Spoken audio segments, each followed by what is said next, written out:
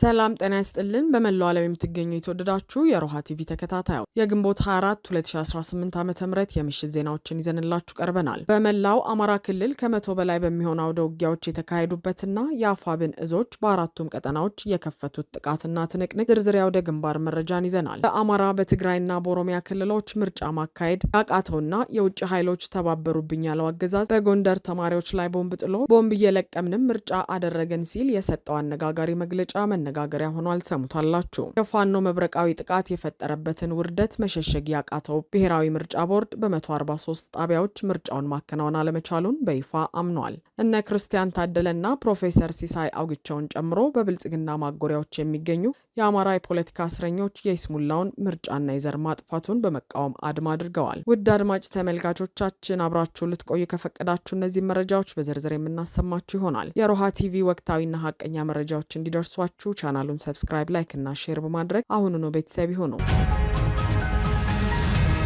የአፋብን እዞች በአራቱም የአማራ ቀጠና ከመቶ በላይ በሆኑ አውደ ውጊያዎች ከባድ ትንቅንቅ የታየበትን ውጊያ እያካሄዱ ነው። አፋብን ሸዋ ጠቅላይ ግዛት አሳምነው እዝ ዛሬ ከአነጋጉ ጀምሮ በደብረ ብርሃን ዙሪያ በሁሉም አቅጣጫ ሸዋሮቢት ከተማ፣ መርሃቤቴ ዙሪያ፣ ደብረ ሲና ከተማ፣ መኮይ፣ ሚዳሬማ፣ አጣዬ፣ ምንጃር አረሪት፣ ሼራቤል፣ መንዝ ሞላሌ፣ አገረ ማርያም፣ በረህት፣ ሞረትና ጅሩ፣ ሞጃና ወደራ፣ እንሳሮ ቀጠናዎች ከባድ ትንቅንቅ እያካሄደ መሆኑ ታውቋል። በተመሳሳይ በአፋብን ሚኒሊክ እዝ ዛሬ ግንቦት 24 2018 ዓ.ም በሁሉም የወሎ ቤተ አማራ አካባቢዎች ከባድ ውጊያዎችን እያካሄደ መሆኑን አስታውቋል። በዚህም በራያ ቆቦ ግንባር ቀዩ ጋሪያ፣ ጮቢበር፣ ሆርማት፣ መንጀሎ፣ ሮቢት፣ ጎብዬ፣ በላስታ ግንባር ላሊበላ ዙሪያ፣ ድብኮ፣ ብልባላ፣ ይባር ወንዳጅ፣ ጋሸና ግንባር፣ እስታይሽ፣ ደላንታ፣ ፀሐይ መውጫ፣ መቄት፣ ዳውንት፣ ዋድላ፣ ደሴና አምባሰል ግንባር፣ ኩታበር፣ ግሸን፣ ተንታ፣ ጎሽ ሜዳ፣ ደሴ ዙሪያ፣ አልብኮ፣ ሀብሩ፣ ጊራና እንዲሁም ምዕራብ ወሎ ቤተ አማራ ግንባር፣ መቅደላ፣ ደብረ ዘይት፣ መካነ ሰላም፣ ሳይንት ደንሳ፣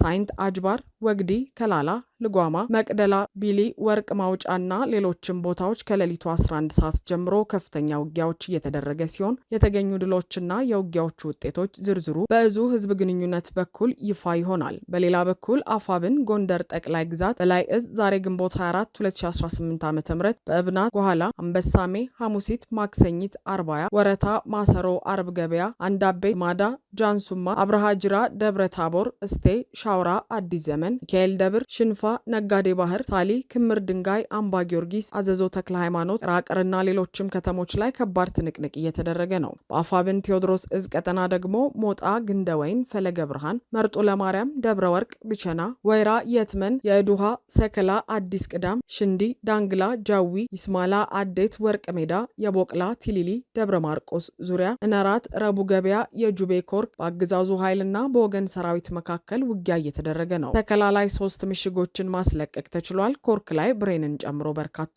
ምርኮ ተገኝተዋል። ከተሞች በሙሉ ጸጥ ረጭ ብለዋል። በአጠቃላይ በክልሉ ከመቶ በላይ በሆኑ ግንባሮች ውጊያዎች እየተካሄዱ ሲሆን ፋኖም ከፍተኛ ድል እያደረገ ሲሆን ምርጫው እንዳይካሄድ አድርገዋል። በርካታ የምርጫ ጣቢያዎች ምርጫቸውን እንዲያቋርጡ ሲደረጉ ቀድሞውንም እንዳይከፈቱ የተደረጉትም ቁጥራቸው ቀላል አይደለም።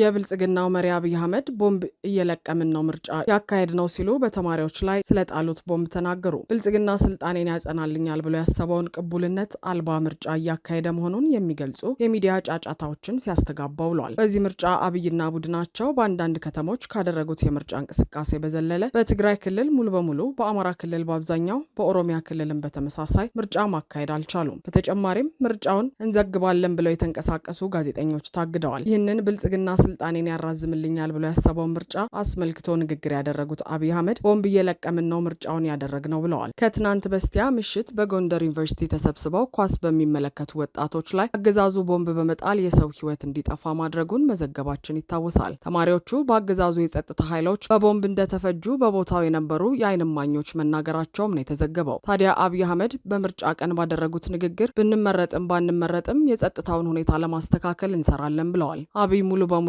እንደሚያሸንፉ በሚያምኑትና ተፎካካሪ በሌለበት በሚያደርጉት ምርጫ ዙሪያ በሰጡት አስተያየት በተደጋጋሚ ብንሸነፍም ብናሸንፍም የሚለውን ቃል ተጠቅመው ቅቡልነት ያጡበትን ምርጫ ቅቡል እንደሆነ ለማስመሰል ጥረዋል። እንዲሁም እንደለመዱት ምርጫ እንዲደናቀፍ የውጭ ኃይሎችና የውስጥ ኃይሎች ተባበሩብኝ ሲሉ ተደምጠዋል። ኃይል ብቻ ነው ብሎ ያመኑ ወገኖች አሉ። ከነሱ ውስጥ የማይናቅ ቁጥር በየጊዜው በሰላማዊ መንገድ እየመጣ ነው ያለው። አሁንም በሰላማዊ መንገድ የሚመጡ ወገኖቻችን ካሉ በራችን ክፍት መሆን አለበት። አሁንም ለበለጠ ይቅርታ፣ አሁንም ለበለጠ ልብ ስፋት፣ አሁንም ለበለጠ መቀበል መዘጋጀት አለብን። ምን ገነባው ሀገር ነው፣ የግል ጉዳይ አይደለም። ሀገር ሲገነባ ብዙ ነገር መተው አለበት፣ ከፍላጎት ባሻገር መሆን አለበት። ትናንት የነበረን የጸና አቋም ነገም የሚቀጥል ይመስለኛል። ብንመረጥም ባንመረጥም የፖለቲካ ፓርቲ ነን። ብንመረጥም ባንመረጥም ትልቅ ፓርቲ ነን። ይህ አስተሳሰብ ህዝብ ውስጥ እንዲሰርጽ ሁሉም ኃይሎች ይሄን ነገር እንዲያምኑ እንደምንሰራ ምንም ጥርጥር የለውም።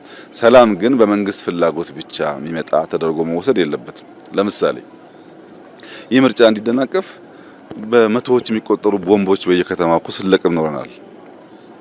ሰው የራሱን ወገን የራሱን ወንድም ማን ላይ እንደሚያርፍ ሳያቅ እንደረበሽኩ ለማለት ብቻ ከሆነ ሀገር የተላከለትን ቦምብ ይዞ በየከተማው መሄድ ይሄ ጤነኛ የትግል ስልት አይደለም። ያ ቦምብ ልጅህን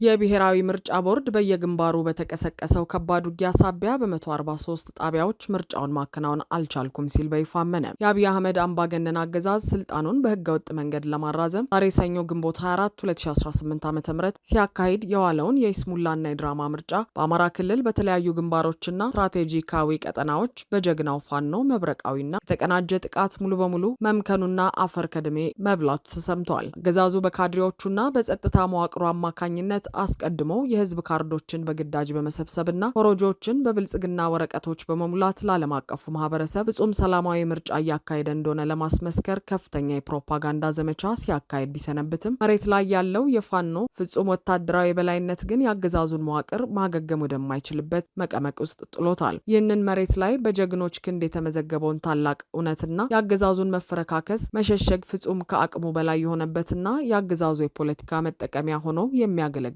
የኢትዮጵያ ብሔራዊ ምርጫ ቦርድ በሰጠው አስቸኳይ ይፋዊ መግለጫ ታሪካዊ ውርደቱን ለመቀበል ተገዷል። ቦርዱ በይፋ ባወጣው መግለጫና ሪፖርት መሰረት በአማራ ክልል በርካታ ቁልፍ ቦታዎችና ከተሞች ላይ በተቀሰቀሰው ከፍተኛ ውጊያ የአገዛዙ ጸጥታ መዋቅሩ ሙሉ በሙሉ በመፈራረሱ ምክንያት በ143 የምርጫ ጣቢያዎች ላይ የምርጫው ሂደት ሙሉ በሙሉ መቋረጡንና ምንም አይነት ድምጽ የመስጠት ተግባር ማከናወን እንዳልተቻለ በይፋ አምኗል። ምርጫ ቦርድ ይህንን የ143 ጣቢያዎች ቁጥር በይፋ ተናግሮ ውርደቱን ይግለጽ እንጂ መሬት ላይ ያሉ ገለልተኛ ታዛቢዎችና የታመኑ የውስጥ ምንጮች በጥብቅ እንደሚጠቁሙት ከሆነ ግን በመላው ክልሉ ከጥቂት የጦር ካምፖችና በአገዛዙ በጥብቅ ከተጠበቁ ጠባብ የከተማ ቀጠናዎች ውጪ ምርጫ የሚባል ነገር ጨርሶ እንዳልተካሄደ ህዝቡ ለአገዛዙ ጥሪ ፊቱን ማዞሩንና ትክክለኛው የተቋረጠባቸው ጣቢያዎች ቁጥር ከዚህ እጅግ የላቀ መሆኑን ያረጋግጣሉ። የአገዛዙ ታማኝ የሆነው የምርጫ ቦርድ ይህንን ታላቅ እውነት በይፋ ማመኑ የብልጽግናን አምባገነናዊ መዋቅር መሬት ላይ ሙሉ በሙሉ ዋጋ ያሳጣና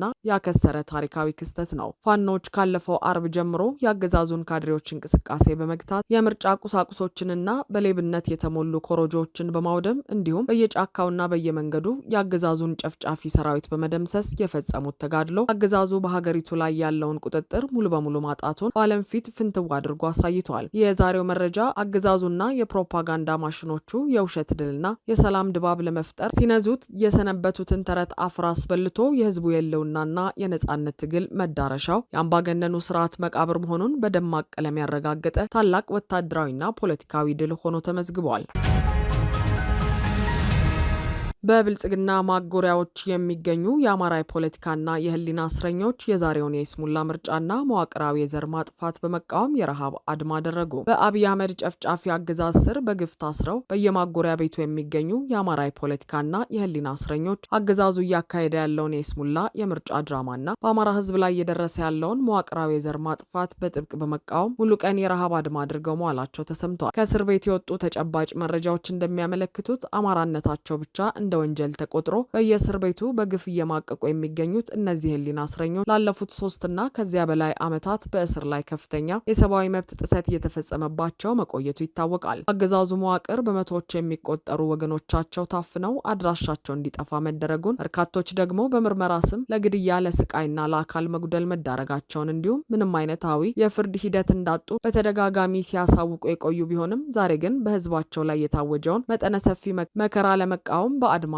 አሳልፈዋል። በአገዛዙ የጭካኔ ማጎሪያ ቤት ውስጥ ሆነው ይህንን የተቃውሞ የረሃብ አድማ ከመሩት መካከል የአማራ ማህፀን ያፈራቸው እንቆችና ስመጥር የፖለቲካ ልሂቃን አቶ ክርስቲያን ታደለ፣ ፕሮፌሰር ሲሳይ አውግቸው፣ አቶ ዮሐንስ ቧያሌውና በርካታ እግረ ብረት የሆኑ ታጋዮች እንደሚገኙበት ተረጋግጧል። እነዚህ እስረኞች በራሳቸው ላይ እየደረሰ ያለውን ግፍ ወደ ጎን በመተው አሁን ወቅት በአማራ ህዝብ ላይ እየተፈጸመ ያለው መንግስታዊና መዋቅራዊ የዘር ማጥፋት እንዲሁም የጦር ወንጀል ማብቂያ አልባ መሆኑና ህዝቡ የህልውና አደጋ ውስጥ መውደቁ በእጅጉ እንዳሳሰባቸው ገልጸዋል። በመሆኑም አገዛዙ ዛሬ ማለዳ ጀምሮት የነበረውንና መሬት ላይ በጀግኖች የከሸፈውን የይስሙላ ምርጫ በጥብቅ በማውገዝ ዛሬን የሀዘንና የትግል ቀን አድርገው በመሰየም ምንም አይነት ምግብ ሳይቀምሱ በረሃብ አድማ ውለዋል። ይህ ከእስር ቤት የብረት አጥር ጀርባ የተሰማው የጽናት ድምፅ የአገዛዙን የክፋት መዋቅር የናቀና የአማራ ህዝብ የህልውና ትግል በየትኛውም የጭቆና ስፍራ የማይበገር መሆኑን ለዓለም አቀፉ ማህበረሰብ ፍንትው አድርጎ ያሳየ ታላቅ የሞራል ልዕልና ሆኖ ተመዝግቧል።